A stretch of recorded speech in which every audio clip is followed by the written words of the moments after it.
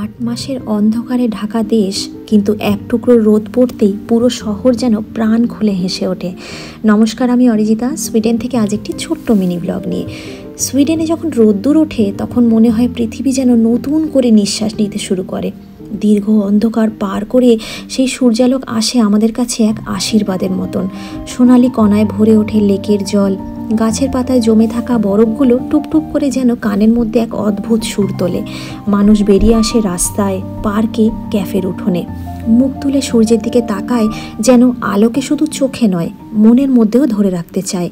কেউ গিটার বাজায়, কেউ সাইকেল চড়ে নদীর পাড় ধরে, কারো হাতে আইসক্রিম, কারো চোখে নেখার তৃপ্তি। সেই রোদে বাতাসে মিশে থাকে হালকা উষ্ণতার গন্ধ, স্বপ্নের মতন কোমল তবু জীবনময়। রোদের দেশে তখন আনন্দ শুধু দেখা যায় না, অনুভব করা যায় প্রতিটি হাসিতে, প্রতিটি নিঃশ্বাসে, প্রতিটি আলোর ছোঁয়ায়।